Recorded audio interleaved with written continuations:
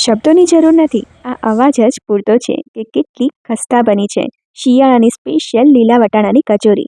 એકદમ ફ્લેકી, ખસ્તા અને એકદમ સ્પાઇસી અને ટેસ્ટી લીલા વટાણાનું ફિલિંગ.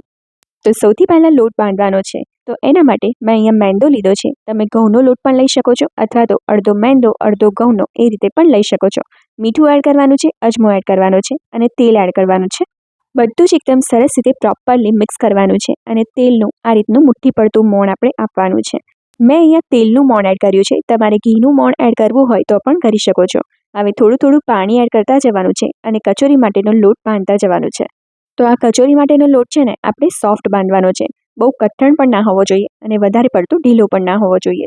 પરાઠા માટે જે રીતનો બાંધતા હોઈએ ને બસ એવો બાંધવાનો છે. તો લોટ બાંધાઈ ગયો છે. તેલથી કેળવી લેવાનો છે અને હવે આને છે ને ઢાંકી દઈએ અને એકદમ મસ્ત સ્પાઇસી ટેસ્ટી ફિલિંગ બનાવીએ. 500 ગ્રામ જેટલા વટાણા લીધા છે. એને છોલીને આ રીતે દાણા કાઢી લીધા છે.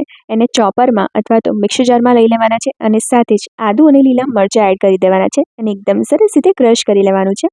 જો તમે મિક્સર જારમાં ક્રશ કરતા હો ને તો પલ્સ મોડ ઉપર 3 થી 4 વાર ફેરવશો ને મિક્સર એટલે એકદમ સરસ રીતે આ રીતનું જ ક્રશ થઈ જશે. હવે પેનમાં તેલ એડ કરવાનું છે. ગરમ થાય એટલે હિંગ એડ કરવાની છે. તમારે અહીંયા સફેદ તલ એડ કરવા હોય તો કરી શકો છો.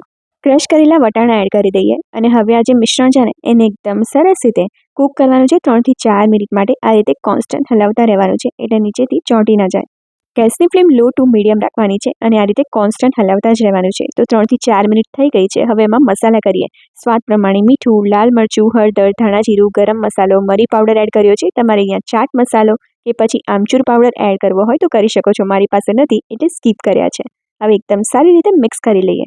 હવે આમાં બાફેલું બટાકું એડ કરવાનું છે. એક જ બટાકું લીધું છે. એને આ રીતે પીસ કરીને પાણીમાં ઉકાળીને પછી એડ કરી દીધું છે. આનાથી જે ફિલિંગ છે ને એકદમ છૂટું છૂટું નહીં પડી જાય અને એકદમ સરસ રીતે ભેગું રહેશે. બસ તો બટાકાને પણ એકદમ સારી રીતે મેશ કરી લીધું છે. છેલ્લે સમારેલી કોથમીર એડ કરીએ અને એકદમ સરસ રીતે મિક્સ કરી લઈએ. તો હવે આ ફિલિંગને આપણે સાઈડમાં મૂકી દઈએ, ઠંડુ થવા દઈએ અને એમાંથી નાના નાના બોલ્સ વાળી લઈએ. હવે લોટમાંથી એક સરખી સાઇઝના મોટા મોટા લુવા વાળીને તૈયાર કરવાના છે. અહીંયા છે ને આપણે જે રોટલી બનાવવા માટે લુવો કરતા હોય ને એનાથી સાઇઝ થોડી મોટી રાખવાની છે. પાટલી ઉપર કોરો લોટ થોડો છાંટી દેવાનો છે અને લુવો મૂકીને એકદમ સરસ રીતે પાતળો વણી લેવાનો છે. રોટલીની જેમ ગોળ નથી વણવાનું, આ રીતે લંબગોળ રાખવાનું છે કારણ કે આપણે એને ફોલ્ડ કરવાનો છે. તો હવે એની ઉપર થોડું તેલ લગાવી દેવાનું છે અને ઉપરથી કોરો લોટ છાંટી દેવાનો છે.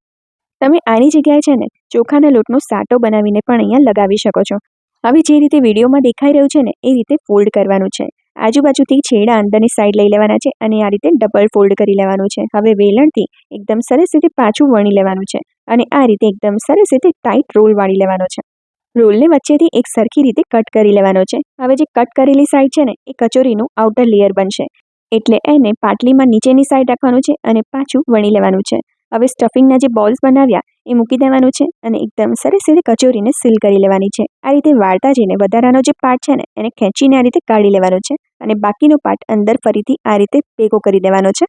આ રીતે બધી જ કચોરી ભરીને તૈયાર કરી લેવાની છે. તમે સાદી રીતે પણ વણીને કચોરી બનાવી શકો છો. પણ ક્યારેક એ જ રૂટીન રેસીપીને અલગ રીતે બનાવીને ખાઈએ ને તો એની મજા પણ અલગ હોય છે. કચોરી તળવા માટે તેલને ધીમા તાપે ગરમ કરવાનું છે. એક નાનો પોર્શન લોટનો એડ કરીને ચેક કરવાનું છે. ધીમેથી એમાં બબલ્સ નીકળવાના ચાલુ થાય ને બસ તો પછી બધી જ કચોરી અંદર એડ કરી દેવાની છે. તમે એકસાથે આમાં વધારે કચોરી પણ એડ કરી શકો છો અને આ કચોરી છે ને ધીમા તાપે જ તળવાની છે. 10 થી 12 મિનિટ જેટલો સમય લાગશે અને ઉપરથી એકદમ સરસ ક્રિસ્પી અને ગોલ્ડન બ્રાઉન રેડી થશે. તો ખજૂર અને આમલીની ચટણી સાથે મેં કચોરીને સર્વ કરી છે. તમે ટોમેટો કેચઅપ સાથે કે ગ્રીન ચટણી સાથે પણ સર્વ કરી શકો છો. રેસીપીને ટ્રાય કરજો, સેવ અને શેર કરજો.